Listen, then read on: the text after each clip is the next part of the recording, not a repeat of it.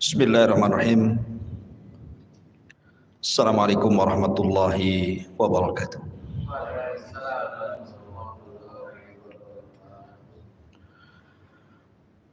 Alhamdulillah. Wassalatu wassalamu ala Rasulillah wa ala alihi wa sahbihi wa mawalah wa la hawla wa la quwata illa billahi wa ba'du.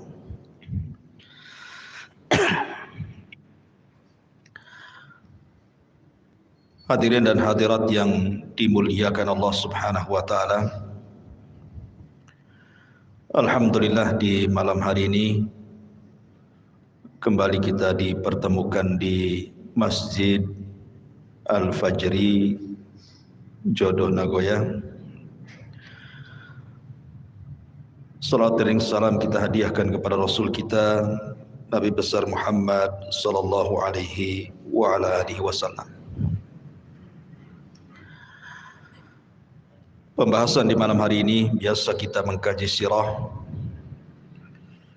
Mungkin malam ini kita akan mengkaji tema lain biar tidak bosan. Tema ini cukup menegangkan karena bicara tentang perkara gaib. Saya beri judul kondisi manusia saat dibangkitkan oleh Allah pada hari kiamat. Ma'asyiral muslimin yang dimuliakan Allah Subhanahu wa taala.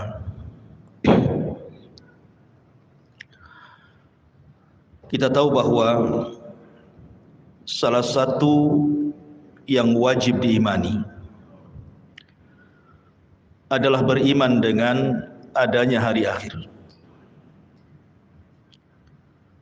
Dan hari akhir itu ada arkannya, ada rukun-rukunnya. Dan rukun-rukun hari akhir itu terdapat 5 perkara yang harus diyakini. Yang pertama, kematian. Wajib diimani, karena kita pasti mati. Yang kedua, alam barzah. Harus diyakini. Kemudian yang ketiga, alam mahsyar, bahwa kita akan dibangkitkan oleh Allah Subhanahu wa taala dan dikumpulkan. Kemudian yang keempat, hisab, balasan. Dan yang terakhir adalah al-jaza, kesudahan daripada manusia. Apakah dia layak masuk surga ataukah tidak layak masuk surga. Itulah gambaran beriman dengan hari akhir. Ma'asyiral muslimin yang dimuliakan Allah Subhanahu wa taala. Kita tahu bahwa ketika diutusnya Nabi sallallahu alaihi wasallam menjadi nabi dan rasul, disitulah mulai Israfil meletakkan ujung trompetnya dan siap meniup, menunggu izin dari Allah Subhanahu wa taala. Kenapa Israfil baru meletakkan moncong sangkakalanya saat diutusnya Nabi sallallahu alaihi wasallam? Karena Nabi kita adalah akhirul anbiya, akhir dari seluruh para nabi. Dan kita adalah akhir al-umam, akhir dari seluruh umat. Artinya tidak ada nabi setelah Nabi Muhammad sallallahu alaihi wasallam dan tidak ada umat setelah umat Rasul sallallahu alaihi wasallam. Setelahnya kiamat. Makanya Nabi sallallahu alaihi wasallam ketika suatu hari tidak nyenyak tidur, tidak enak makan, merenung, sahabat heran dan bertanya. Maka Nabi sallallahu alaihi wasallam menjawab, bagaimana mungkin aku bisa nikmat hidup, nikmat tidur, nikmat makan, nikmat minum dan begitu seterusnya. Faqad iltaqama sahibul qarni qarnan. Sementara malaikat Israfil, pemilik sangkakala itu, siap meniupkan trompetnya. Kapan diizinkan Allah, maka dia akan tiupkan itu. Tetapi keadilan Allah Subhanahu wa taala, setiap perkara itu ada muqaddimahnya. Allah Subhanahu wa taala tidak langsung mengkiamatkan alam semesta ini, tapi ada muqaddimahnya yang disebut dengan alamat kiamat kubra. Ada alamat-alamat kiamat besar. Tentu sebelumnya ada alamat-alamat kiamat kecil. Tapi mendekati kiamat ini yang muncul tanda-tanda alamat besar, dan itu jumlahnya 10 tanda. Kalau terjadi 10 tanda ini, maka habislah alam semesta. Secara ringkas, yang pertama munculnya Dajjal. Kemudian yang kedua, turunnya Isa ibn Maryam. Kemudian yang ketiga, munculnya Ya'juj wa Ma'juj. Ini 3 alamat pertama. Kemudian 3 alamat pertengahan, munculnya dukhan. Maksudnya dukhan itu asap yang tebal, yang sangat hitam pekat yang ada di langit. Kemudian setelahnya munculnya matahari dari arah barat. Kemudian setelahnya munculnya binatang dari perut bumi yang disebut dengan dabatun minal ar. Binatang melata bisa bicara, yang menstempel mukmin dan kafir. Ini 3 alamat pertengahan. Maka alamat yang terakhir, 3 gempa. Gempa dari arah barat, gempa dari arah timur, dan gempa di Jazirah Arab, dan ditutup dengan api yang menggiring manusia dari Aden Yaman, dikumpulkan di Syam. Disitulah kiamat dibangkitkan. Inilah 10 tanda kiamat besar. Orang-orang yang beriman tidak akan merasakan tentang adanya kiamat besar, karena orang-orang yang beriman itu sebelum Israfil meniupkan sangkakalanya sudah diwafatkan oleh Allah Subhanahu wa taala dengan cara dikirim angin yang sangat-sangat dingin, kemudian menerpa setiap ketiak orang yang beriman walaupun punya iman sebiji zarah, maka akan wafat dengan angin itu. Sehingga tidak ada yang hidup kala itu kecuali orang yang paling jahat, yang paling buruk, yang paling kafir, yang paling syirik kepada Allah Subhanahu wa taala. Nabi SAW bersabda, la taqumus sa'ah illa ala syiraril khalqi. Tidak akan tegak hari kiamat kecuali tegak kepada manusia yang paling buruk yang ada di permukaan bumi. Ma'asyiral muslimin yang dimuliakan Allah Subhanahu wa taala, ketika Allah Subhanahu wa taala izinkan Israfil untuk meniupkan sangkakalanya, maka apa yang terjadi? Al-qari'atu mal qari'ah. Wa ma adraka mal qari'ah?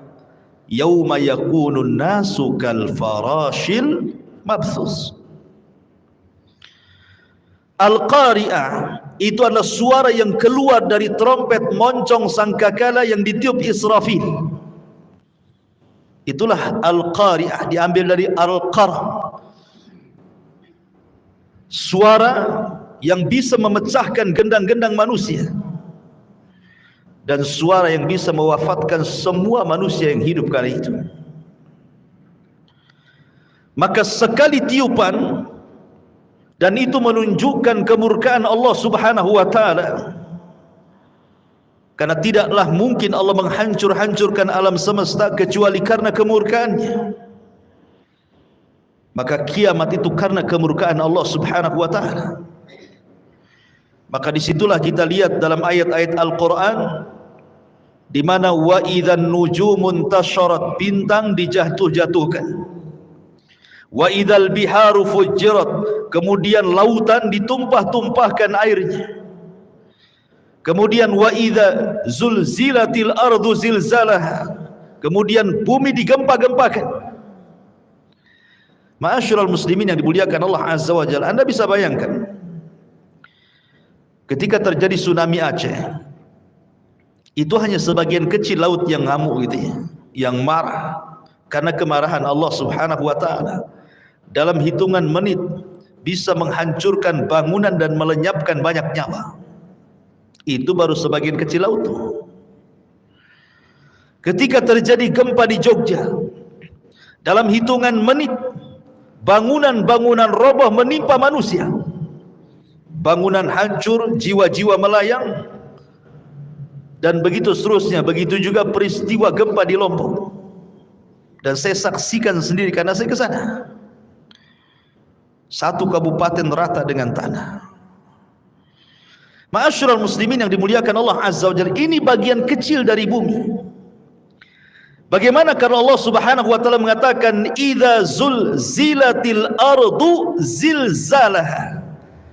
Allah Subhanahu wa taala mengidhafahkan zilzal kepada ha, zilzalaha. Allah tidak katakan zilzalan. Kalau zilzalan artinya sekali gempa, boleh jadi di sini gempa, di situ tidak gempa. Tapi ketika zilzal kemudian diidhafahkan kepada ha yang kembali kata ganti ini kepada bumi, artinya satu bumi gempa. Kalau sudah satu bumi gempa, mau lari kemana?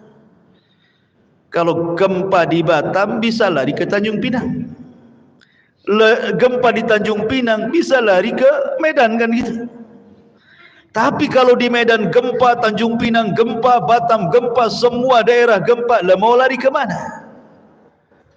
Maka saat itu tidak ada yang bisa lari, karena di mana-mana gempa. Ya.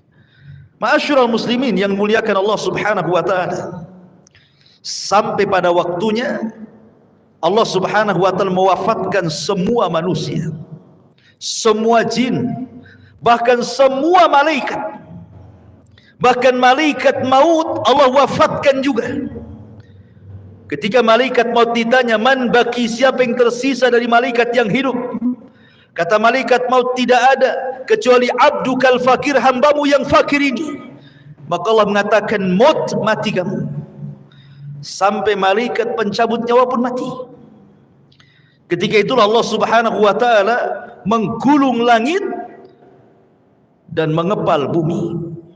Dan Allah Subhanahu wa taala berfirman, limanil mulkul yaum, limanil mulkul yaum. Kalian tahu sekarang siapa yang berkuasa? Kalian tahu sekarang siapa yang berkuasa? Tidak ada yang jawab, karena tidak ada yang hidup masalahnya. Tidak manusia, tidak jin, tidak malaikat. Makanya Allah Subhanahu wa taala menjawab sendiri, lillahil wahidil qahar. Kekuasaan itu hanya milik zat yang satu, dialah zat yang maha perkasa lagi kuat, Allah Subhanahu wa taala. Ma'asyiral muslimin yang dimuliakan Allah Subhanahu wa taala, Abi Hurairah radhiyallahu an pernah ditanya tentang jarak tiupan sangkakala pertama dengan sangkakala kedua itu berapa waktunya. Maka Abu Hurairah radhiyallahu an mengatakan arba'un, 40. Sahabat bertanya, apakah 40 tahun wahai Abu Hurairah? Fa'abaitu, aku enggan menjawabnya. Apakah 40 bulan? Fa'abaitu, aku enggan menjawabnya. Apakah 40 minggu? Fa'abaitu, aku pun enggan menjawabnya. Apakah 40 hari? Fa'abaitu, aku pun enggan menjawabnya. Pokoknya di angka 40. Bisa 40 hari, bisa 40 minggu, bisa 40 bulan, bisa 40 tahun, wallahu a'lam. Tetapi disitulah Allah Subhanahu wa taala menghancurkan alam semesta sehancur-hancurnya. Ketika Allah Subhanahu wa taala menghancurkan sampai bumi yang kita pijak ini Allah hancurkan, Allah berfirman, yauma tubaddalul ardu ghairal ardi. Ketika Allah Subhanahu wa taala ganti bumi yang kita pijak dengan bumi yang lain. Maknanya Ada sebagian ahli tafsir mengatakan maksudnya mengganti bumi dengan bumi yang lain itu zatnya, artinya keseluruhan bumi. Allah hancurkan dulu, baru Allah hamparkan. Ada juga yang mengatakan sifatnya. Tapi yang jelas bahwa bumi yang kita pijak ini menurut pendapat yang kuat wallahu alam dalam bentuk bulat, nanti pada hari kiamat sudah tidak bulat lagi, tetapi Allah hamparkan sebagaimana Allah mengatakan wal ardu muddat wa alqat ma fiha wa takhallat. Dan ketika itu bumi dihamparkan dengan bentuk yang sangat putih bersih dan seolah-olah tidak pernah ada orang maksiat di atasnya. Ma'asyiral muslimin yang dimuliakan Allah Subhanahu wa taala, disinilah manusia akan dibangkitkan dengan tiupan sangkakala Israfil yang kedua. Ikhwan, ketika kiamat dibangkitkan, tidak ada satu jasad manusia kecuali Allah hancurkan. Bagaimana Allah Subhanahu wa taala bisa membangkitkan dari jasad yang dihancurkan? Ternyata Allah Subhanahu wa taala tidak menghancurkan semua jasad saat kiamat dibangkitkan. Bahkan dari Adam alaihi salatu wassalam yang dikubur lebih dulu dibandingkan kita dan seluruh anak keturunannya, yang jumlah mereka tidak ada yang tahu kecuali Allah. Berapalah jumlah yang hidup di permukaan bumi sekarang, ikhwan, dibandingkan orang yang ada di kuburan? Tentu lebih banyak mereka. Mungkin jasad mereka sudah dimakan tanah. Tetapi Allah Subhanahu wa taala dengan kuasanya, ada satu jasad manusia tidak dihancurkan Allah Subhanahu wa taala. Bagaimanapun caranya. Apa itu? Tulang ekor manusia. Tulang ekor manusia walaupun kecil itu tidak akan dihancurkan walaupun dikiamatkan bumi ini. Kenapa? Karena dari tulang ekor itulah kita dibangkitkan oleh Allah Subhanahu wa taala. Jasad boleh hancur tapi tulang ekor tidak hancur. Jasad boleh hancur tapi ruh tidak hancur. Ruh tetap Allah Subhanahu wa taala letakkan di mana? Kalau ruhnya orang-orang yang beriman Allah letakkan fil illiyin, di tempat yang paling mulia, yang paling tinggi. Tapi kalau ruhnya orang kafir diletakkan di tempat yang paling rendah, di dasar bumi yang paling rendah, yang paling dasar. Lah ketika tiupan sangkakala yang kedua, Allah Subhanahu wa taala berfirman, wa akhrajatil ardu athqalaha. Dan kami keluarkan beban-beban isi bumi ke permukaan. Wa alqat ma fiha wa takhallat. Dan kami lempar beban bumi dan semua ada di permukaan bumi. Tentu setelah bumi diganti dengan bumi yang baru. Ini jasad, belum ada ruh. Dan bagaimana Allah Subhanahu wa taala bisa membangkitkan dari tulang ekornya? Dalam hadis yang sahih Allah Subhanahu wa taala mengirimkan hujan, karena asal kehidupan itu dari air, dan kami jadikan air itu segala sesuatu bisa hidup, kan itu. Wa ja'alnal ma' kulla syai'in hayy. Kami jadikan air itu segala sesuatu hidup. Maka Allah akan hujani itu bumi itu. Ketika setiap tulang ekor tersentuh dengan air hujan tersebut, maka semua terlempar ke permukaan. Kemudian Allah ciptakan kembali jasad yang sudah hancur itu. Di situlah Allah Subhanahu wa taala katakan, wa idzan nufusu zuwizat. Ketika Allah lesatkan setiap ruh-ruh yang diletakkan di illiyin kalau dia ruhnya mukmin, dan roh-roh yang ada di sijin kalau dia kafir munafik, dilesatkan semuanya. Subhanallah, tidak ada yang tertukar. Ruh masuk ke jasad-jasadnya yang pernah dia tempati di bumi, semua akan melesat di situ. Disitulah terjadi dalam akidah ahli sunnah wal jamaah sebagai yaumul ba'thi wan nusyur, hari kebangkitan, di mana manusia akan dibangkitkan di situ. Bagaimana kondisi mereka dibangkitkan?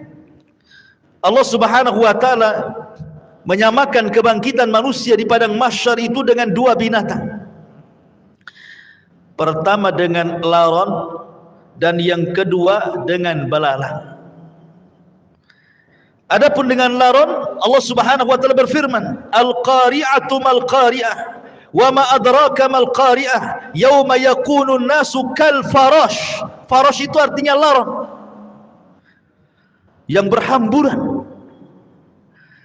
Tetapi dalam ayat yang lain Allah mengatakan kal jaradil muntashir, seperti belalang-belalang yang berterbangan. Satunya laron berhamburan, satunya belalang berterbangan. Apa bedanya? Menurut ulama akidah, adapun ketika Allah Subhanahu wa taala menyamakan hari kebangkitan itu manusia seperti laron, itulah permulaan kebangkitan. Di mana ketika manusia bangkit, ikhwan, manusia itu tidak tahu harus kemana.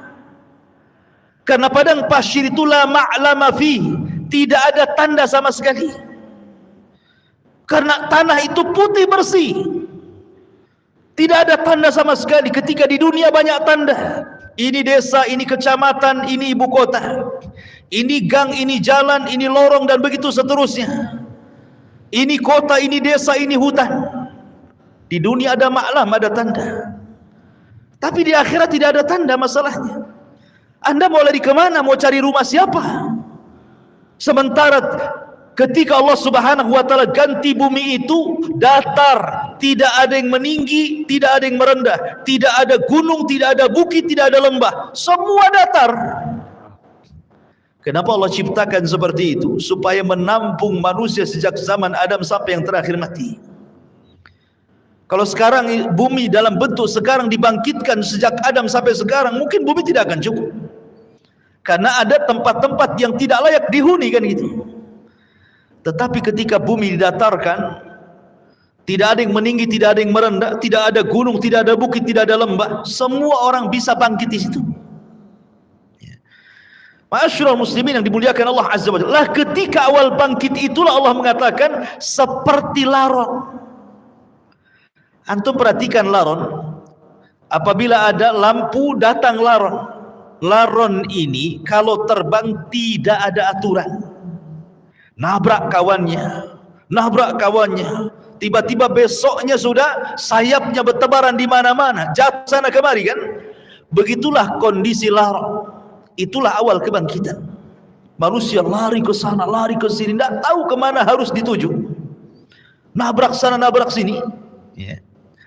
Baru setelah kemudian ada panggilan di satu titik, agar mereka mendekati kepada panggilan yang Allah Azza wa Jal perintahkan malaikat untuk memanggil, barulah mereka tertib mengarah ke satu titik. Itulah yang disebut dengan jaradil muntashir, seperti belalang.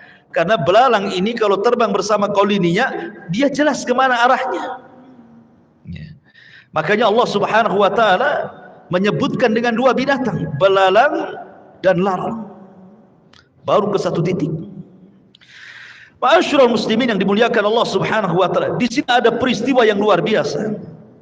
Saat terjadi kiamat, ikhwan, semua bintang dan galaksi dijatuhkan dan ditubruk-tubrukan, kecuali dua bintang yang tidak dijatuhkan. Pertama matahari dan bulan tidak dijatuhkan.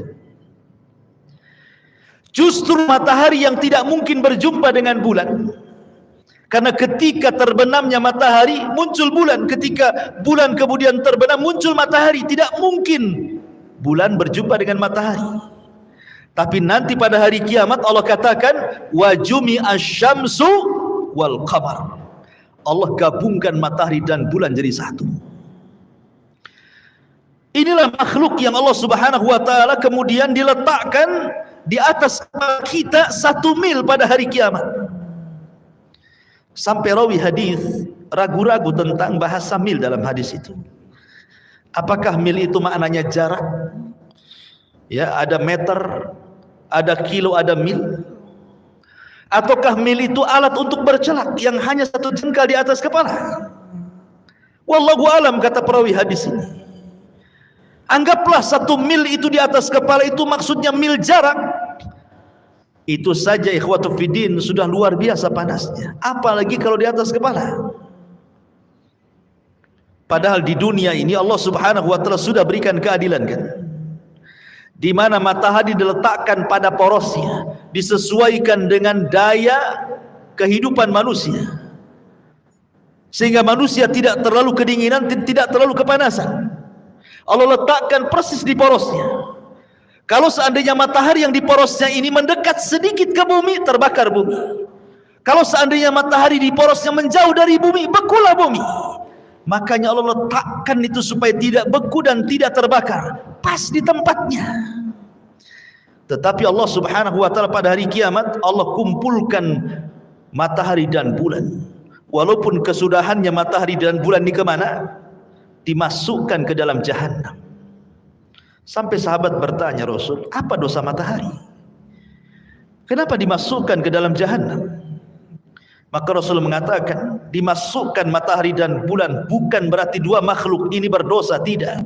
Tetapi ingin membuktikan bahwa keduanya bukan Tuhan. Biar para penyembah bintang di bumi, para penyembah matahari dan bulan tahu bahwa matahari dan bulan itu bukan Tuhan. Makanya dipendamkan ke neraka. Sehingga ahlun nar melihat matahari yang dipendamkan ke neraka, rupanya keduanya bukan Tuhan. Ya, memang bukan Tuhan. Makanya Allah mengatakan, la tasjudu lisyamsi wala lilqamari wasjudu lillahi alladhi khalaqahunna in kuntum iyyahu ta'budun. Jangan sujud kepada matahari dan bulan, tapi sujudlah kepada yang menciptakan keduanya kalau kalian betul-betul beribadah kepada Allah Azza wa Jalla. Ma'asyiral muslimin yang dimuliakan Allah Subhanahu wa taala. Bagaimana manusia saat dibangkitkan?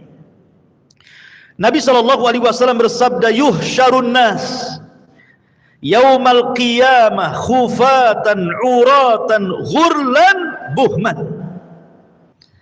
Aisyah radhiyallahu anha menceritakan, nanti pada hari kiamat manusia akan dikumpulkan khufatan, tanpa beralas kaki. Anda bisa bayangkan saat matahari di siang hari kemudian memanasi aspal yang ada di jalan-jalan. Coba Anda jalan tanpa alas kaki, rasakan panasnya.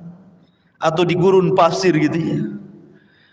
Bagaimana orang bisa berjalan di dunia saja tanpa alas kaki, bagaimana pula di akhirat matahari didekatkan. Begitu panasnya kaki ini ketika mijak bumi itu kan.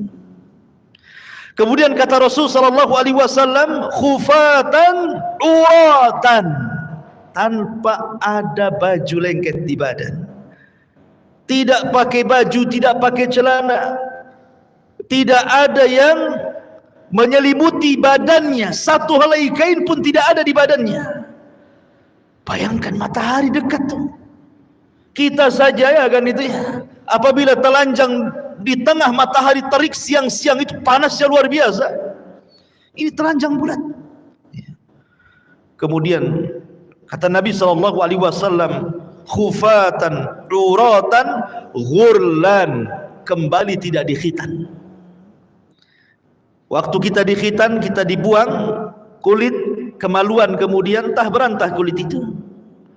Tapi Allah akan kembalikan lagi ke setiap jasad manusia. Untuk apa? Lidiqqatil hisab, kata para ulama, supaya hisabnya betul-betul komplit. Sampai kepada masalah kulit kemaluan pun harus nempel, supaya betul-betul dihisab ya. Kemudian yang terakhir kata Rasul, ghurlan, tanpa bawa harta di badan. Artinya tidak bawa harta di badan itu ya tidak bawa apa-apa ya. Kalau di bumi ini antum pamannya safar bawa dompet gitu kan masih tenang lah tuh ya.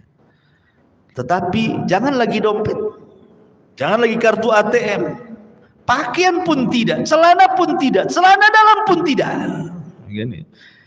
Lalu apa yang dibanggakan pada hari kiamat ikhwan? Itu menunjukkan bahwa Allahu aghniya wa nahnul fuqara. Allah itulah zat yang kaya, kita ini fakir ya.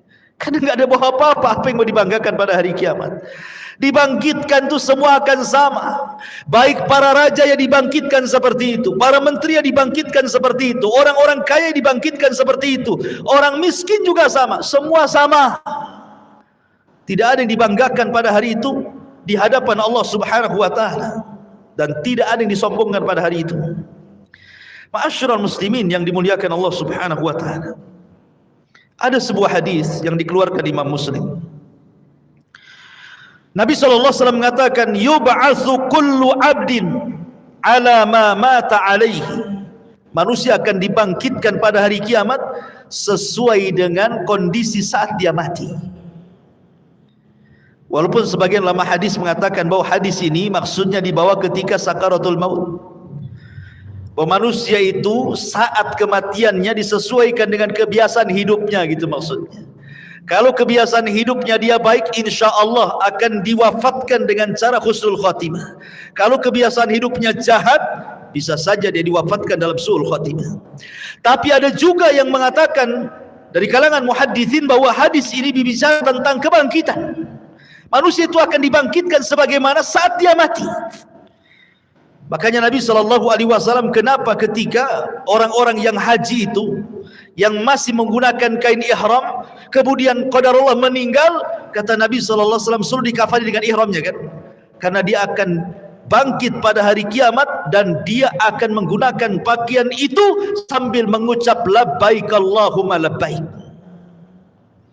Kemudian ketika Nabi SAW menguburkan para syuhada, mereka tidak dimandikan, tidak dikafankan, tidak disolatkan, langsung dimasukkan ke dalam liang lahat dengan pakaian mereka yang masih berlumuran darah, karena mereka akan dibangkitkan seperti itu, dan darah-darah mereka menjadi saksi syuhada mereka. Dan saat dikubur, maka malaikat mungkar dan nakir tidak akan bertanya soal siapa Tuhanmu, siapa nabimu, apa agamamu. Kenapa? Karena kata Nabi SAW, kafa, cukuplah bibariqatis suyuf, kilatan-kilatan pedang saat jihad, fitnah bagi dia, sehingga tidak ada fitnah kubur lagi. Ma'asyiral muslimin yang dimuliakan Allah Azza wa Jalla. Bahkan pada hari kiamat, Abu Sa'id Al-Khudri radhiyallahu anhu mengatakan, nanti pada hari kiamat ada orang-orang yang diseret dengan wajahnya. Subhanallah. Kita di bumi berjalan dengan kedua kaki, tapi nanti saat dibangkitkan ada manusia-manusia berjalan kakinya di atas, kemudian wajahnya diseret, wajahnya di bawah, jalan dengan kepalanya. Sahabat bertanya, ya Rasulullah, wahai Rasul, kok ada orang yang seperti itu? Maksudnya kok bisa, bukankah di dunia dia berjalan dengan kakinya? Maka Nabi mengatakan, alaysa alladhi amshahu ala rijlaihi fid dunya qadiran ala an yamshiyahu ala wajhihi yaumal qiyamah.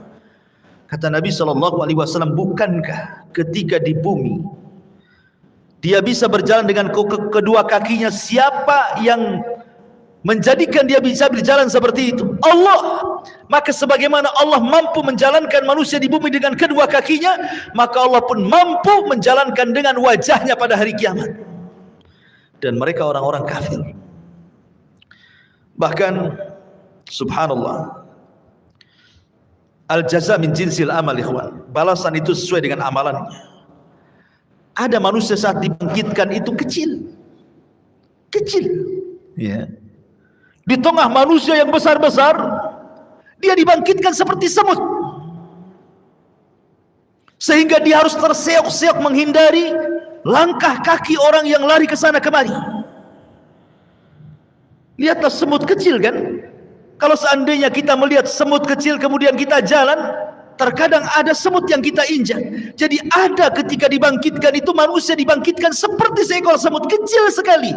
Dia harus terseok-seok ke sana kemari menghindari injakan-injakan manusia yang lari ke sana kemari. Siapa mereka? Mereka al-mutakabbirun, orang-orang yang sombong. Sebagaimana Nabi SAW bersabda tentang mereka, bahwa orang-orang yang sombong akan diciptakan seperti biji zarah pada hari kiamat. Mereka terseok-seok karena menghindari injakan kaki manusia yang besar itu. Kenapa Allah buat dia kecil? Karena ketika di dunia dia merasa besar. Ya kan, orang sombong itu kan merasa besar ya. Maka Allah buat kecil pada hari kiamat. Ada juga ma'asyiral muslimin yang dimuliakan Allah Azza wa Jalla, ketika dia bangkit, dia kemudian terseok-seok kayak orang mabuk, tidak tahu harus kemana. Dan mereka adalah para pemakan riba. La yakumuna illa kama yakumul ladzi yatakhabbathu syaitanu minal mas. Pemakan riba itu nanti bangkit pada hari kiamat seperti orang yang kesurupan, yang dimasuki setan ke dalamnya, oyong ke sana kemari. Ada juga kata Nabi SAW, orang yang dibangkitkan itu buta, padahal di dunia dia melihat, sehingga dia kemudian mengatakan, Rabbi lima hasyartani a'ma wa qad kuntu basira. Rabb, kenapa kau bangkitkan aku dalam kondisi buta? Dulu di dunia aku melihat. Maka Allah Subhanahu wa taala mengatakan, ya, karena engkau ketika di dunia melupakan ayat-ayatku, sekarang kulupakan kau buat buta, kata Allah Subhanahu wa taala. Jadi macam-macam orang dibangkitkan itu. Ada yang berteriak-teriak memanggil-manggil Allah Subhanahu wa taala, ya Rabb, ya Rabb. Tapi Allah tidak memandangnya sama sekali. Ada orang-orang yang tidak akan pernah dipandang pada hari kiamat. Bahkan tidak akan diberikan rahmat. Bahkan sudah disediakan azab yang pedih. Subhanallah. Kalau sampai kita tidak dipandang oleh Allah Subhanahu wa taala, berarti kita akan merasakan peritnya neraka jahanam. Siapa mereka? Kata Nabi SAW, salasatun la yukallimuhumullahu yaumal qiyamah wa la yuzakkihim wa la yanzuru ilaihim wa lahum adzabun alim. 3 orang tidak akan diajak bicara pada hari kiamat, tidak akan disucikan, tidak akan dilihat, bahkan azab sudah menunggu mereka. Pertama, syekhun zani, sudah tua tapi suka berzina, menunjukkan akhlaknya buruk. Kemudian yang kedua, malikun kadzab, raja pendusta, penguasa para pendusta, mendustakan rakyatnya. Wa'ilun mustakbir, sudah miskin sombong pula dia. Kemudian juga Rasul mengatakan, salasatun la yukallimuhumullahu yaumal qiyamah. Ada juga orang-orang yang tidak akan diajak bicara oleh Allah Subhanahu wa taala, tidak akan disucikan, tidak akan dilihat. Bagi mereka azab yang pedih. Al-musbil, orang yang melembrehkan pakaiannya di bawah mata kaki. Al-mannan, orang yang suka mengadu domba ke sana kemari. Al-munfik sil'atahu bil halifil kadhib, seorang pedagang untuk melariskan dagangannya berdusta dengan sumpah kepada Allah Azza wa Jalla. Mereka tidak akan diajak bicara, mereka tidak akan dilihat oleh Allah Subhanahu wa taala. Termasuk juga rajulun ata rajulan au imra'atun fi duburi, atau seseorang laki-laki yang melakukan homoseksual, tidak akan diajak bicara, tidak akan disucikan, tidak akan dilihat oleh Allah. Atau seorang laki-laki yang berhubungan lewat dubur istrinya, tidak akan diajak bicara, tidak akan disucikan, bahkan tidak akan dilihat oleh Allah Subhanahu wa taala. Termasuk juga imra'atun la tashkuru li zawjiha, istri yang tidak pernah bersyukur kepada suaminya. Istri yang tidak pernah bersyukur kepada suaminya. Apabila suaminya mendatangkan banyak kebaikan, hanya satu kesalahan, dia mengatakan engkau tidak pernah berbuat baik. Bersyukur kepada suaminya. La yanzurullah ila imra'atin la tashkuru li zawjiha. Allah tidak akan melihat kepada seorang wanita yang tidak pernah syukur kepada suaminya. Jadi ada orang-orang yang tidak akan dilihat Allah. Dia panggil-panggil ya Rabb, ya Rabb. Allah tidak peduli dengan orang itu. Bahaya ikhwan, kalau sampai tidak dilihat oleh Allah Subhanahu wa taala. Lah ketika itu ma'asyiral muslimin, maka Allah Subhanahu wa taala mulai pisah-pisahkan manusia itu. Awalnya kan berkumpul tuh, jadi satu. Sejak zaman Adam sampai yang terakhir mati terkena trompet sangkakala Israfil. Dibangkitkan semuanya. Di situ masih kumpul para nabi, para syuhada, para siddiqin, para salihin, orang awamnya, dari mulai zaman Adam sampai yang terakhir masih satu di padang mahsyar itu. Baru Allah pisah-pisahkan di situ. Apa kata Allah Subhanahu wa taala? Kata Allah Subhanahu wa taala, "Hei, siapa yang di antara kalian ketika di dunia menjadi para pemimpin yang adil, keluar kalian. Kemari, berdirilah di bawah arsy Allah Subhanahu wa taala, kalian mendapatkan naungan." Kemudian dia panggil lagi, "Hei orang-orang yang ketika di dunia hatinya terikat dengan masjid, kemari keluar dari situ. Di sini kalian mendapatkan naungan dari arsy Allah Subhanahu wa taala." Kemudian dipanggil lagi, "Hai orang-orang yang ketika di dunia suka berinfak sampai tangan kirinya tidak tahu diinfakkan tangan kanannya, sedekahus sir. Kemari keluar. Kamu harus bergabung di sini. Kau mendapatkan naungan arsy Allah Subhanahu wa taala." Kemudian juga dipanggil yang lainnya, "Wahai anak muda yang ketika di dunia menjaga kehormatannya, tidak mau berzina karena takut kepada Allah, keluar, gabung di sana. Di sana kau mendapatkan naungan arsy Allah Subhanahu wa taala." Termasuk kalian yang saling mencinta karena Allah, membenci karena Allah, keluar, gabunglah kau di situ. Itulah yang disabdakan Nabi sallallahu alaihi wasallam, "Sab'atun yudhilluhumullahu fi dhillihi yauma la dhilla illa dhilluh." 7 orang yang akan mendapatkan naungan di hari yang tidak ada naungan kecuali naungan Allah Subhanahu wa taala. Mereka akan dikeluarkan, ya. Akan dikelompokkan sesuai dengan amalan mereka, gitu maksudnya. Termasuk ahli sedekah, karena sedekah itu as-sadaqatu, bahwa sedekah itu akan mendapatkan naungan pada hari kiamat. Ma'asyiral muslimin yang dimuliakan Allah Subhanahu wa taala, lalu berapa waktu mereka harus tinggal di padang mahsyar itu? Ulama mengatakan bahwa mereka akan tinggal di padang mahsyar itu 50.000 sana, 50.000 tahun. Tentu 50.000 tahun ini berlaku kepada orang-orang kafir, berlaku kepada orang-orang munafik dan orang-orang mujrim. Tapi orang-orang yang beriman tidak. Hisab mereka cepat. Kenapa? Karena usianya juga pendek. Kata Nabi SAW, "A'maru ummati baina sittina wa sab'in." Usia umatku itu berkisar 60 sampai 70 tahun saja. Karena usianya pendek, hisabnya pun cepat. Tapi kalau umat dulu kan usianya lama-lama, sehingga hisabnya juga lama. Makanya orang-orang yang beriman, mereka akan tinggal di padang mahsyar itu cuman setengah hari. Tapi setengah harinya kehidupan akhirat. Berapa setengah harinya kehidupan akhirat? Allah mengatakan, "Inna yauman inda rabbika ka'alfi sanatin mimma ta'udun." Satu hari kehidupan akhirat bila dibandingkan dengan kehidupan dunia sama dengan 1000 tahun. Berarti setengah harinya 500 tahun. Jadi orang-orang yang beriman akan tinggal 500 tahun saja. Sementara orang kafir akan tinggal 50.000 tahun kehidupan akhirat, tinggal dikali 1000 tahun kehidupan dunia.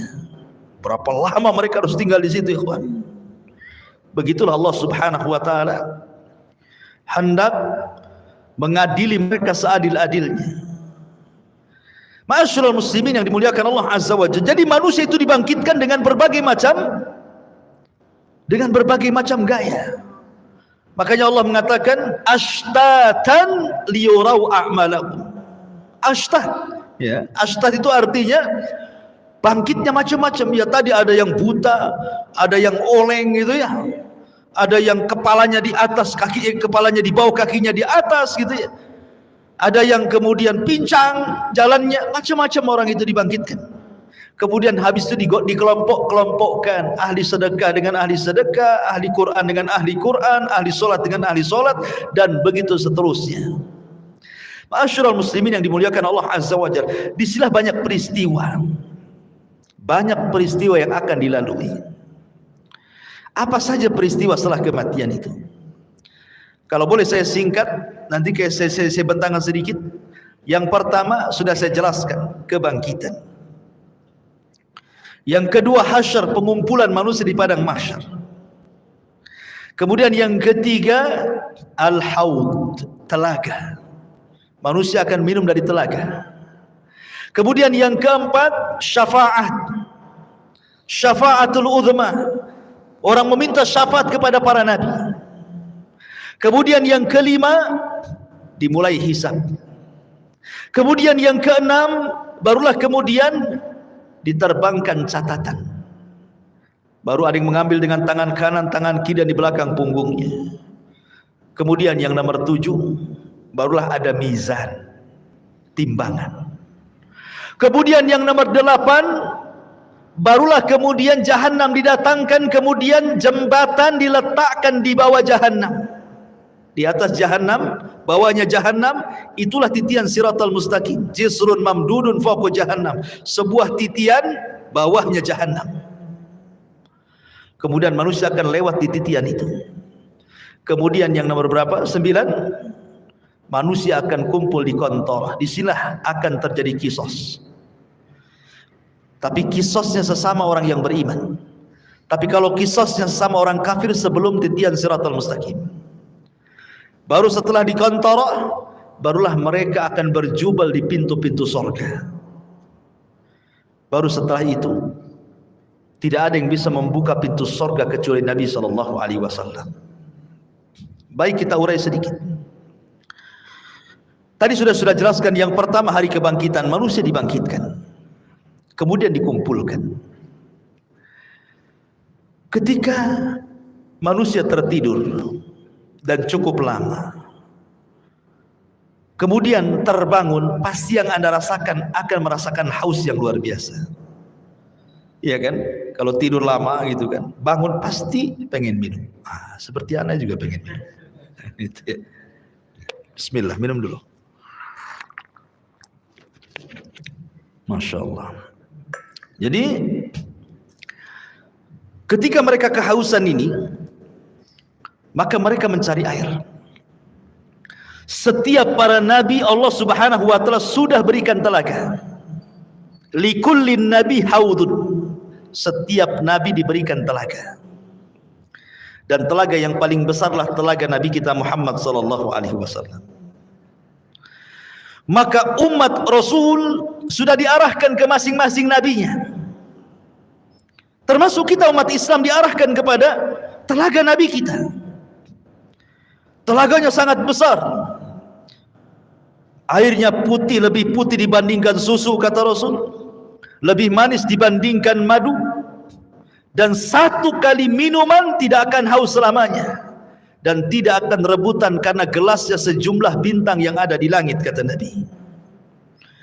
Dan orang yang pertama dibolehkan minum, merekalah orang-orang Ansar dari kalangan sahabat Nabi sallallahu alaihi wasallam. Lah kenapa tidak muhajirin? Bukankah muhajirin adalah as-sabiqunal awwalun? Mereka lah yang awal-awal masuk Islam, baru kemudian Ansar, kan itu. Kenapa di akhirat orang yang pertama minum orang Ansar dulu baru muhajirin? Terbalik? Ya. Karena orang Ansar diberikan kesabaran ketika di dunia. Mereka tidak pernah mencicipi kekuasaan. Khulafaur Rasyidin semua dari muhajirin.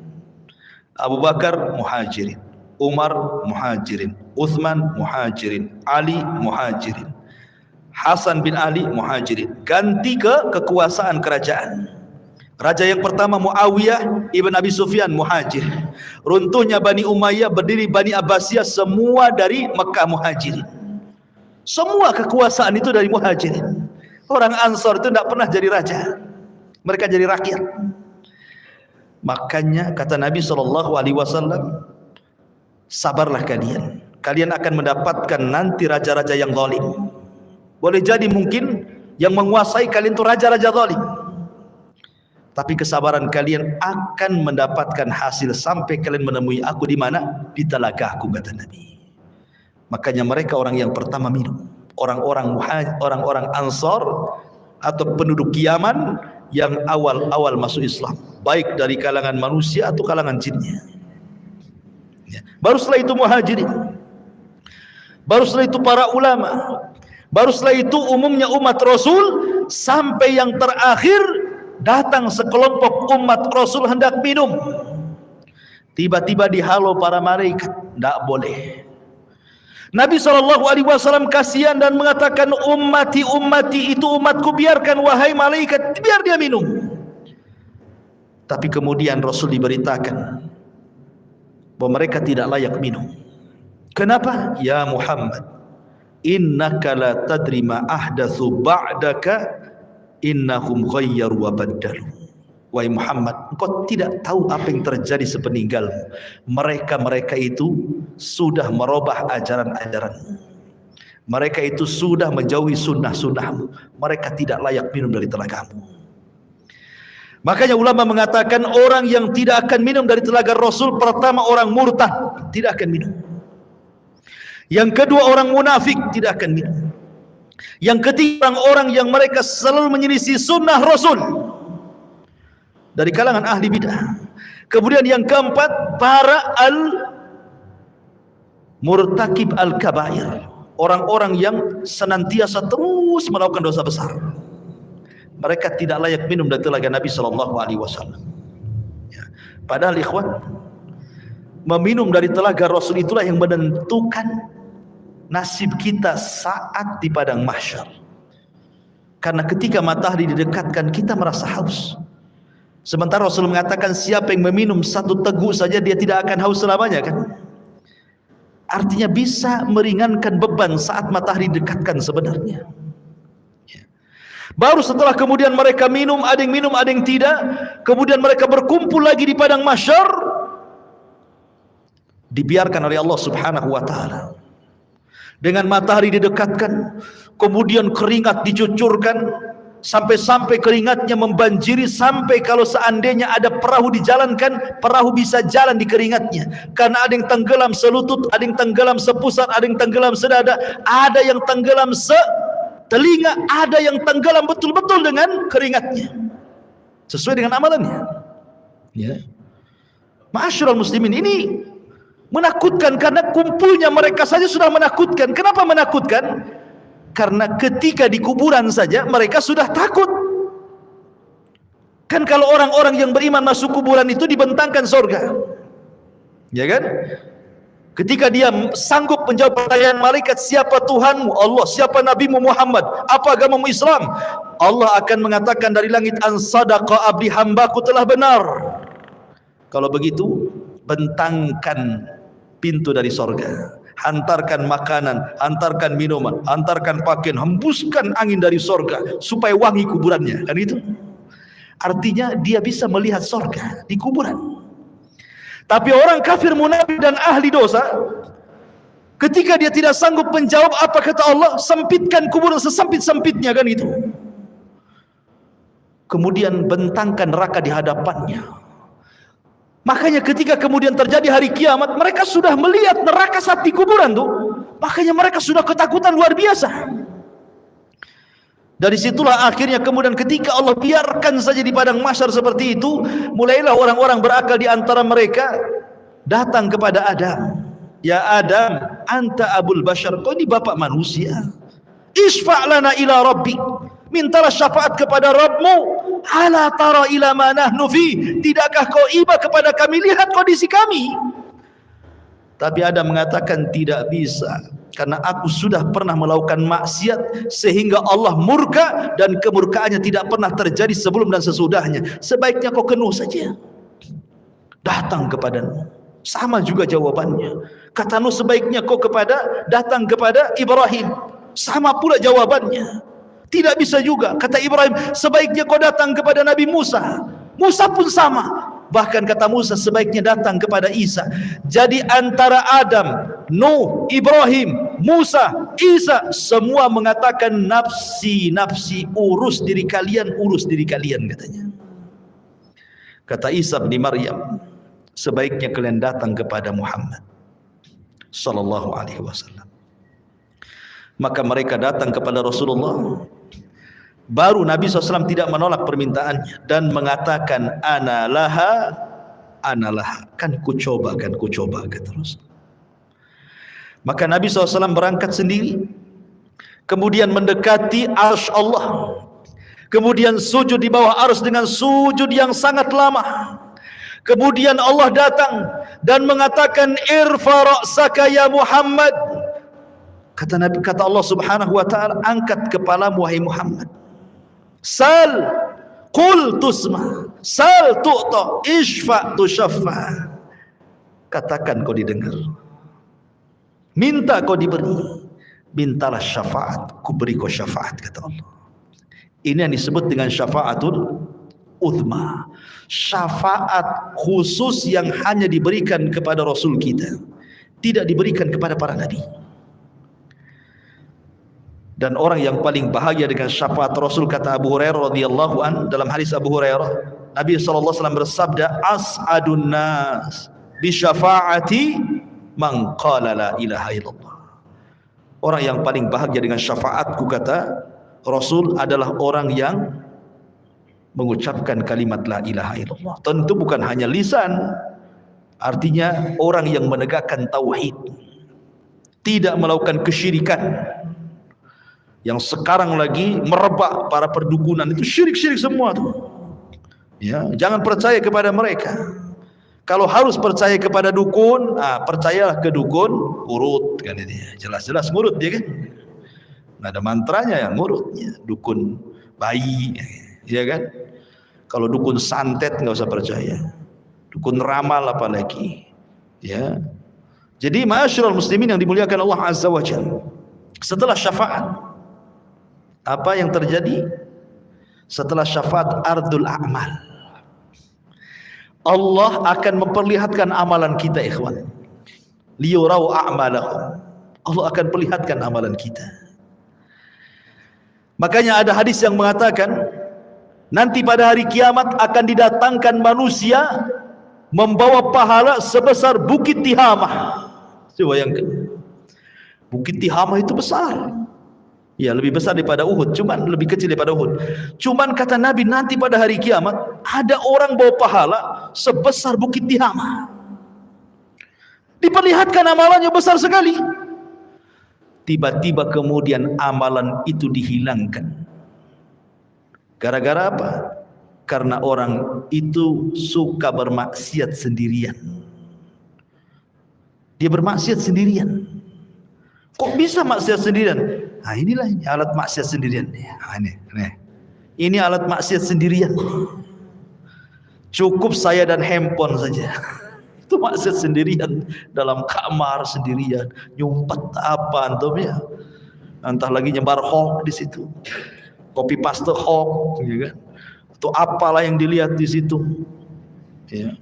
Waktunya sholat masjid aja situ kan. Ini maksiat sendirian. Nanti ada orang pada hari kiamat pahalanya sebesar gunung Tihamah. Rupanya setelah diperlihatkan itu saja, tiba-tiba dihilangkan. Kemudian ditanya kenapa dihilangkan? Itulah akibat maksiat sendiri, kesendirian tadi. Ada juga orang yang datangkan, masya Allah, di dunia ahli sedekah. Ahli sedekah. Ada masjid perlu bangunan disumbang dia, ada madrasah perlu uang disumbang dia, ada fakir miskin butuh biaya disumbang dia. Tidak ada tempat kecuali disumbang dia. Dipanggil oleh Allah, diperlihatkan amalan dia di dunia, dibuat layar tancap, seolah-olah dia diingatkan, tuh kamu tuh waktu di dunia itu, tuh kamu bawa uang ke masjid ini, kau bawa uang ke masjid itu, kau bawa uang ke panti asuhan ini. Diperlihatkan amalannya di dunia. Kemudian Allah mengatakan, betul itu kamu tuh yang jalan ke sana kemari? Oh iya, dengan bangganya. Itu saya, wahai Allah. Ya. Kemudian Allah mengatakan, untuk apa kau amalkan itu? Maka dia mengatakan, saya bersedekah untukmu ya Rabb. Kata Allah, kadzabta, dusta kamu. Kadzabta, dusta kamu. Engkau bersedekah itu supaya engkau dianggap dermawan. Engkau bersedekah itu supaya engkau dianggap pemurah. Engkau bersedekah itu supaya dipuji manusia. Kadzabta, dusta kamu. Akhirnya malaikat bawa ini seret dia ke neraka. Didatangkan lagi para mujahidin. Kemudian diperlihatkan bagaimana saat jihad dia banyak membunuh musuh, akhirnya dia mati syahid. Diperlihatkan sama Allah itu, betul kamu itu? Oh iya, itu saya, wahai Rabb. Apa yang melakukan? Ustushhidu fik, aku mati syahid karenamu ya Rabb. Kata Allah, kadzabta, dusta. Itu bukan. Kau ini perang hanya supaya orang menganggap kau pahlawan saja, kau pemberani, supaya dikenang orang. Tidak. Kadzabta, dusta kamu.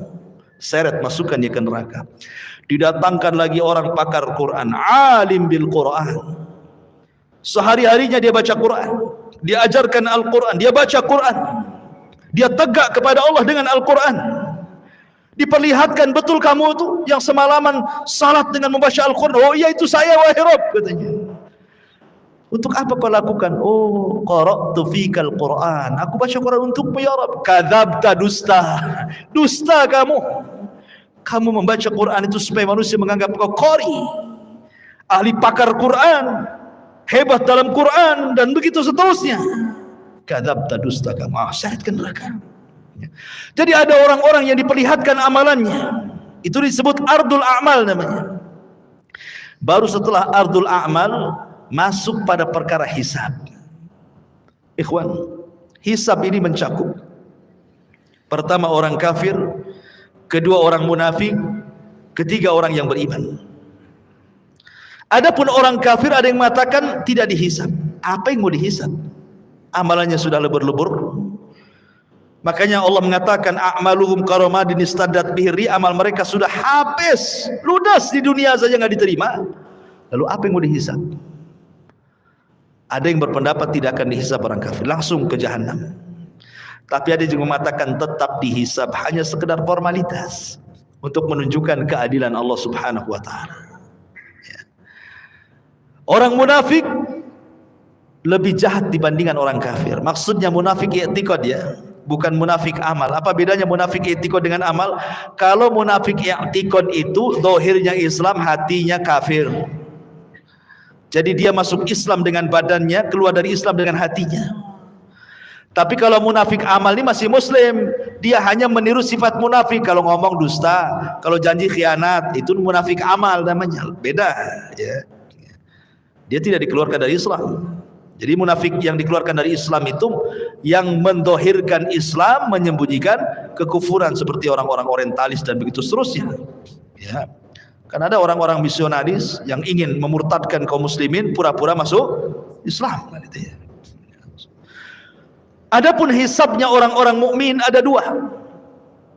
Ada yang disebut dengan hisaban yasira, mudah hisabnya. Ada yang disebut dengan hisaban asira, sulit hisabnya. Apa bedanya? Kata Nabi SAW, hisab yang mudah itu, orang ini akan ditanya oleh Allah Subhanahu wa taala semua apa yang dilakukan dia di dunia, tetapi dia tidak diwajibkan untuk menjawab, hanya mengiyahkan saja. Betul kamu zina? Iya. Betul kamu rampok? Iya. Betul kamu ini? Iya. Betul kamu itu? Iya. Betul kamu sholat? Iya. Betul kamu puasa? Ya, gitu saja. Ya. Habis itu Allah tutupi aibnya dan Allah ampuni dosanya. Itu hisab yasir, mudah. Tapi hisabnya ada yang sulit. Bagaimana caranya? Ketika dia tanya soal amalannya, dia bantah. Dia membantah Allah. Kamu juri? Enggak. Itu bantah namanya. Korupsi? Enggak. Jadi sehingga harus datangkan saksi.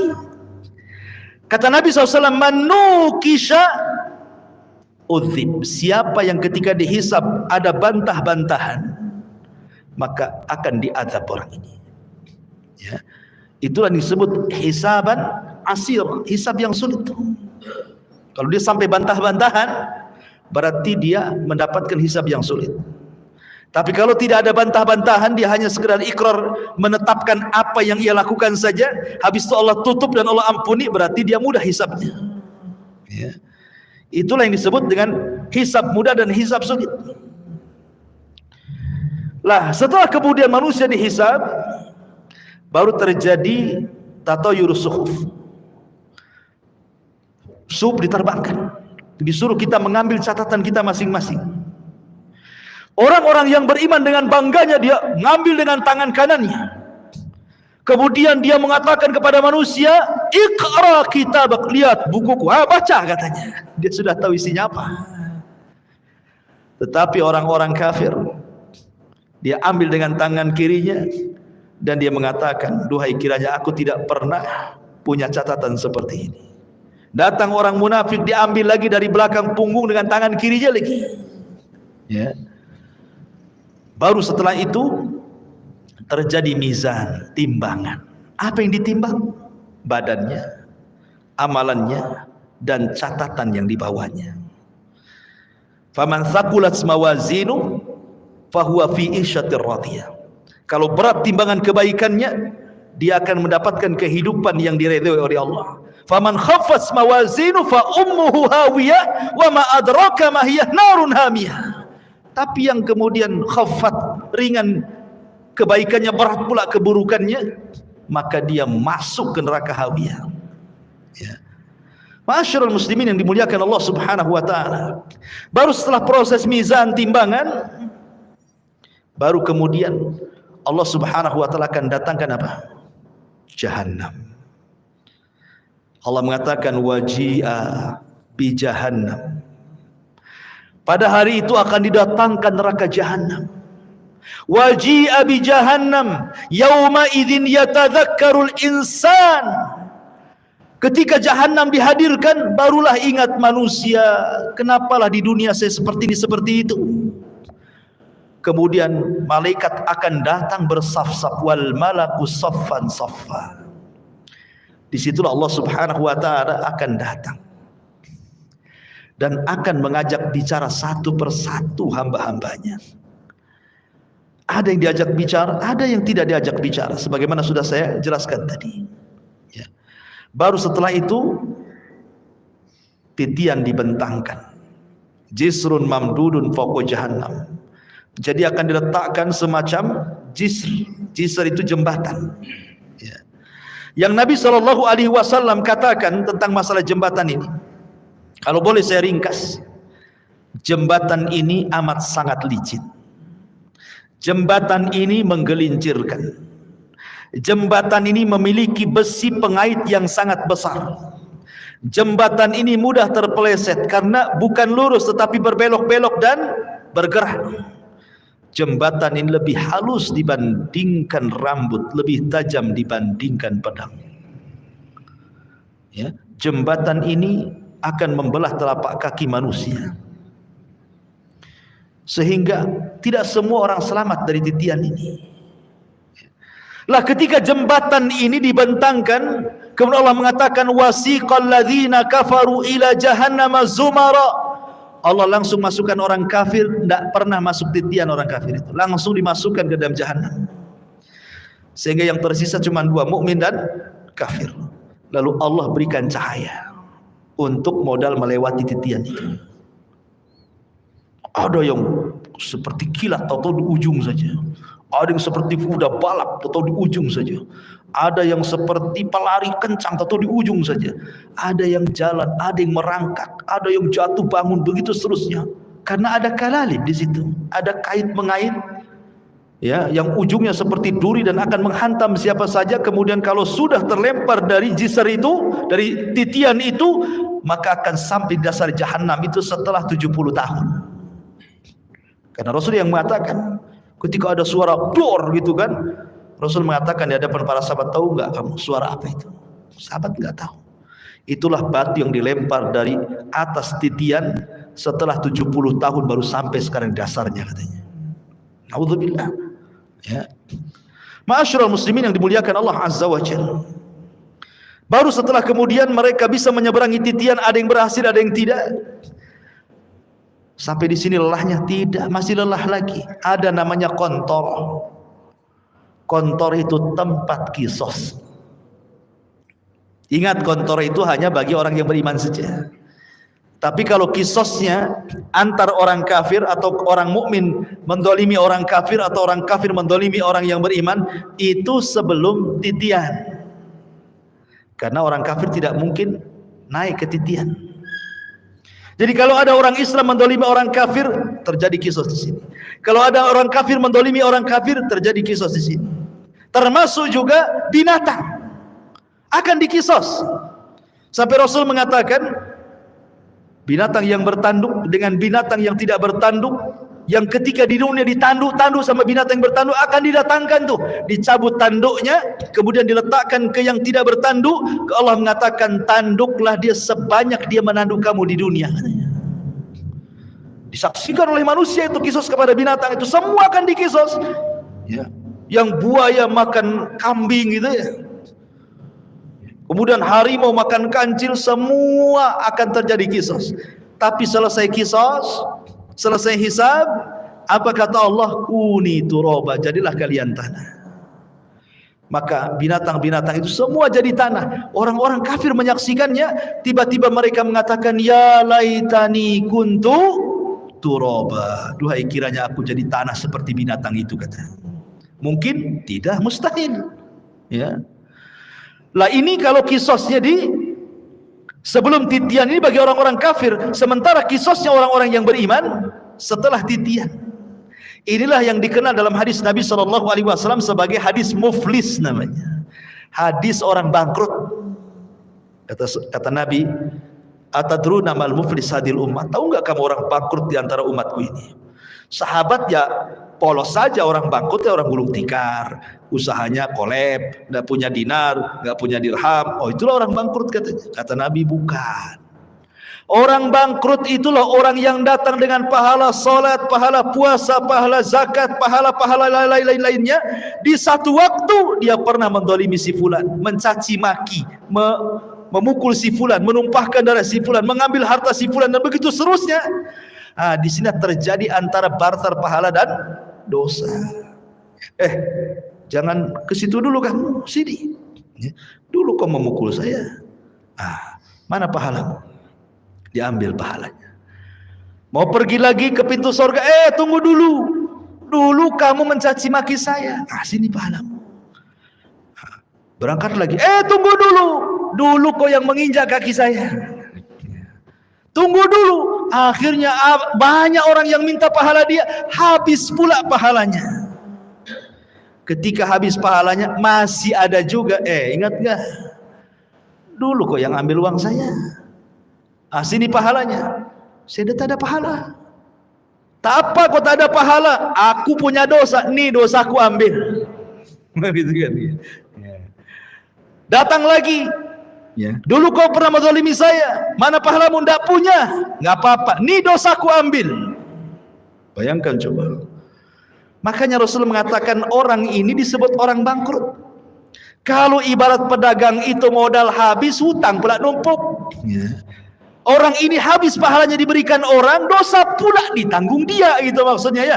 Makanya disebut bangkrut orang ini. Kalau masih tersisa pahalanya, ada kesempatan masuk surga. Kalau tidak, dicemplungi lagi ke neraka. Di sini terjadi kisos, ikhwan, antar orang yang beriman. Bahkan yang mengeri adalah kisosnya pembunuhan. Karena awal yang pertama dihisab oleh Allah itu, kalau hak manusia adalah masalah darah, ya. Dan itu ketika proses hisab itu, yang pertama kali hak manusia adalah darah. Tapi kalau hak Allah salat. Yang pertama dihisab kalau hak Allah adalah salat. Tapi kalau hak hamba masalah darah. Kata Abdullah ibn Abbas radhiyallahu anhu, orang-orang yang dibunuh itu akan membawa kepala, tangan kirinya diambil kepalanya. Jadi dia berjalan tanpa kepala. Walaupun ketika di dunia dibunuhnya bukan dipenggal kepalanya, mungkin diracun, mungkin dicekik, mungkin diapa gitu ya, mati. Tapi nanti pada hari kiamat orang-orang yang dibunuh tanpa kepala berjalan menghadap Allah, dan tangan kirinya membawa kepalanya sambil bercucuran darah di lehernya.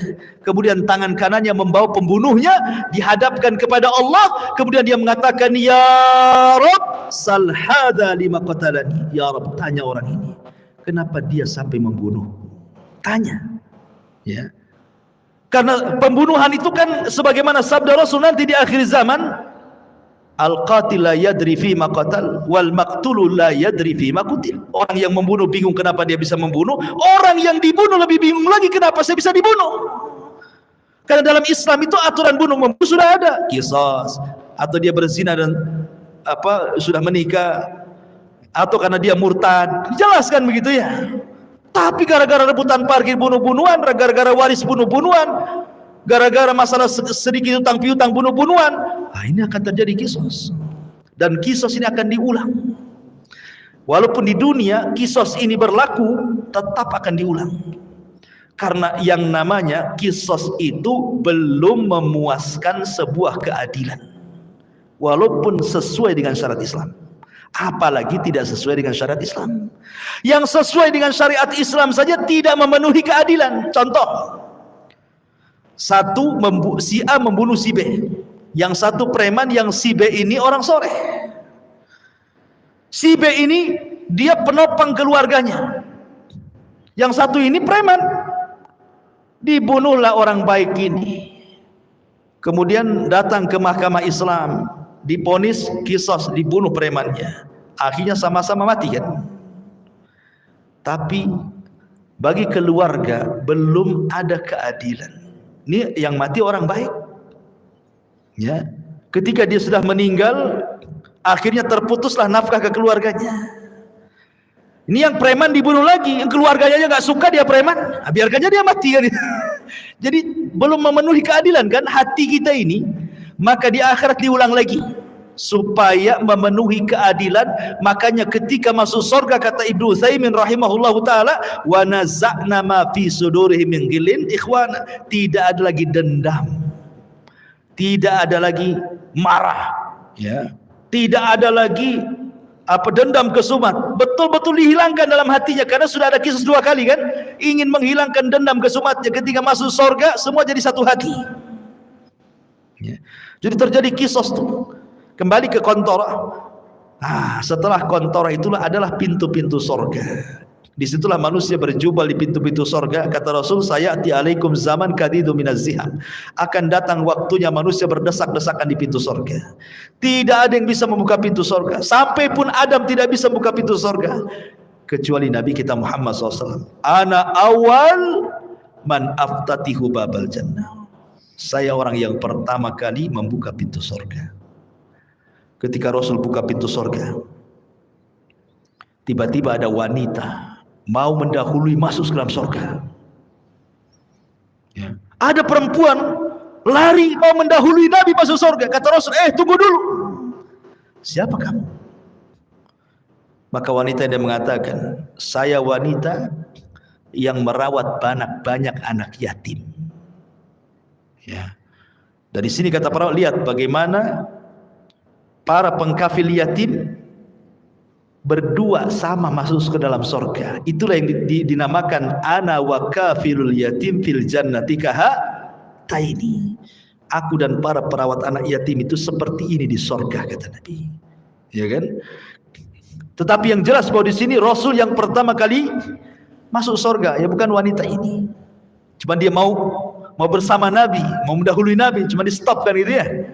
Bagaimanapun yang pertama membuka pintu surga Rasul, yang pertama masuk ke dalam surga pun Nabi sallallahu alaihi wasallam. Adapun kehidupan di surga tentu kehidupan yang luar biasa, karena bagaimanapun Rasul yang mengatakan a'dadtu li ibadis salihin ma la ainun ra'at wala udhunun sami'at wala khatara ala qalbi bashar, itu ya. Aku siapkan di surga itu kenikmatan yang tidak pernah dilihat mata, didengar telinga, terlintas pun tidak. Subhanallah ya. Ma'asyiral muslimin yang dimuliakan Allah Subhanahu wa taala. Surga itu bertingkat-tingkat. Ada sebuah hadis ketika menjelaskan tentang keutamaan qari'ul Quran, para penghafal Quran atau para penggemar membaca Quran. Kata Nabi SAW, ini di surga nih, Iqra wartaq warattil kama kunta turattil fid dunya fa inna manzilataka inda akhiri ayatin taqra'uha. Kata Rasul menjelaskan nanti di surga Allah akan memerintahkan para penghafal Quran atau orang-orang yang gemar membaca Quran, bacalah. Subhanallah, Quran ini bukan hanya dibaca di dunia, di surga pun dibaca ya. Bacalah, naiklah Karena nanti ahli sorga itu akan diberikan rop-rop sayap di belakangnya untuk naik ke tingkatan-tingkatan di atas. Naiklah, terbanglah, ya. Dan pelankan bacaanmu, tartilkan bacaanmu. Sebagaimana kau di dunia mentartilkan bacaan Quran, di sorga pun kau tartilkan. Nanti akhir kedudukanmu di sorga sesuai dengan akhir ayat yang kau baca di dunia, kata Nabi. Kata Ibnu Taimiyah, Syekhul Islam Ibnu Taimiyah, ketika memberikan catatan kepada hadis ini, bahwa tingkatan di sorga itu sejumlah ayat dalam Al-Quran. Berapa ayat dalam Al-Quran itu? 6.500 kurang lebih. Itu jumlah ayat dalam Quran itu 6.500 kurang lebih. Artinya tingkatan di sorga itu ya segitulah jumlahnya, 6.500 kurang lebih. Yang 100 tingkatan disediakan oleh Allah untuk para mujahidin fisabilillah, lebihnya sesuai dengan amalannya. Berarti di sini menunjukkan bahwa sorga itu banyak, 650 lebih, 6.500 tingkatan lebih. Sementara satu sorga itu luasnya selangit dan di sebumi, dan satu tingkatan ke tingkatan berikutnya itu perjalanan 500 tahun. Semakin tinggi sorga, semakin indah tingkatannya. Karena sorga itu sifatnya darajat tangga ke atas. Kalau neraka itu sifatnya darokat, tangga ke bawah makin jelek. Kalau sorga ke atas makin baik, gitu maksudnya. Makanya orang naik lebih lelah dibandingkan orang terjun. Coba lu terjun, tinggal jegur aja kan. Naik, capek sampai ke atas. Ya kan? Makanya ke sorga itu perlu tenaga, perlu lelah, perlu letih. Ke neraka enggak perlu. Tinggal jegur aja antum ke situ. Jadilah antum penduduk neraka. Nggak perlu antum beli, nggak perlu antum bayar, nggak perlu pakai uang, dan nggak perlu sekolah. Orang maksiat itu nggak perlu sekolah. Kalau ibadah itu perlu sekolah karena ada ilmunya. Sholat aja ada ilmunya. Gimana takbiratul ihram, apa yang mau dibaca? Maksiat nggak perlu sekolah, nggak perlu S2 maksiat itu. Tamat TK aja bisa maksiat. Makanya tidak lelah orang masuk neraka itu, tapi enak. Itulah makanya ikhwatu fiddin, kenapa sorga itu dibaluti dengan makari, hal-hal yang tidak suka. Sementara neraka itu dibaluti oleh syahwat, hal-hal yang orang suka masuk ke situ. Ya. Lah sorga yang bertingkat-tingkat ini Allah Subhanahu wa taala berikan kepada siapa? Orang-orang yang masuk ke dalam sorga sesuai dengan tingkatannya. Bahkan di sorga itu minimal satu orang itu mendapatkan 2 istana. Paling sedikit orang yang masuk sorga itu dapat 2 istana. Dapat 2 istana. Kalau seandainya di dunia antum dapat 2 rumah di Sukajadi yang paling dalam, yang paling mewah itu, wah udah senang sekali. Tapi sayang rumah di Sukajadi nggak seberapa dibandingkan rumah di sorga. Cuman karena nggak kelihatan, makanya malas untuk bangun rumah di sorga. Maunya di dunia saja karena nampak gitu ya. Lah jadi paling sedikit orang masuk sorga itu, setiap orang mukmin masuk sorga minimalnya 2 istana Allah berikan. Kenapa? 1 istana solid milik dia, 1 istana itu milik orang kafir yang masuk neraka, diwariskan kepada orang yang beriman. Tilkumul jannah uristumuha, itulah sorga yang diwariskan kepada kamu. Jadi minimalnya 2. Dan Allah mengatakan waliman khafa maqama rabbihi jannatan. Bagi yang takut kepada Rabbnya maka dia Allah berikan 2 sorga. Tapi kita bisa lebih daripada hanya 2 istana. Bahkan setiap hari antum bisa menambah istana itu dengan mudah. Kata Rasul, barang siapa yang membaca Qul huwallahu ahad, Allahus samad, lam yalid walam yulad walam yakul lahu kufuwan ahad 10 kali dalam sehari semalam, banallahu lahu baitan fil jannah. Allah akan bangunkan antum istana di sorga tanpa modal. Cukup baca Qul hu 10 kali. Modal? Tidak. Modal ngomong saja. Kalau antum bangun rumah, sak jelek-jelekan kos-kosan, keluar uang pondasi, uang bata, uang batu, uang semen, uang spandek, uang keramik, macam-macam. Cukup kulhu 10 kali jadi itu istana di sorga. Tapi baca kulhu aja malas, ya kan? Karena nggak nampak masalahnya. Coba kalau seandainya saya kasih rumah antum, nggak usah di Sukajadi, di Ban Kampung 1. Tapi kulhunya jangan 10, 5.000. Wow, langsung pada daftar tuh besoknya. Siap Ustaz, 5.000 kulhu, baca kulhu. Yang penting dapat rumah saya. Itu di dunia ya kan. 5.000 kulhu dia baca loh. Ini tidak perlu 5.000 kulhu, 10 saja dapat loh di sorga. Tidak mau baca juga. La haula wala quwwata illa billah. Jadi itulah memang namanya keimanan kepada yang gaib, itu memang perlu keyakinan. Makanya kenapa dalam awal surah Al-Baqarah itu ciri orang yang bertakwa itu yang pertama kali beriman dengan gaib. Ya, yang gaib itu harus diimani. Sebab kalau tidak beriman yang gaib, ya tadi akhirnya nggak yakin dengan sorga. Bukti nggak yakin dengan sorga, Allah pilih amalan-amalan yang bisa membangunkan insan di sorga, nggak juga orang tertarik. Ada bangun masjid nih, ya. Kan bangun insan di sorga tidak harus satu masjid dia bangun. Satu sak semen pun jadi itu antum bangun rumah di sorga. Satu keping keramik pun jadi. Satu lonjor besi pun jadi. Nggak juga nyumbang. Oke, ini modal Ustaz, saya tidak ada duit. Ya tadi yang nggak modal ya kulhu itu 10 kali, tak ada modal itu aja masih susah baca kulhu. Atau yang nggak modal lagi, ya, sholat duha 12 rakaat kata Rasulullah, banallahu qasran fil jannah. Siapa yang sholat duha 12 rakaat, Allah bangunkan istana di sorga. Nggak juga antum sholat duha. Ya. Lalu apa lagi? Ya. Masyarul muslimin yang dimuliakan Allah, banyak amalan-amalan nggak modal. Itulah karena kurang yakinnya kita dengan perkara gaib itu. Tapi kalau soal perdukunan yang gaib-gaib yakin tuh. Datang dia, tolong cek tangan saya, nasib saya ini gimana masa depan nih, usaha saya lancar atau enggak nih. Yakin dengan gaib yang satu ini. Ya.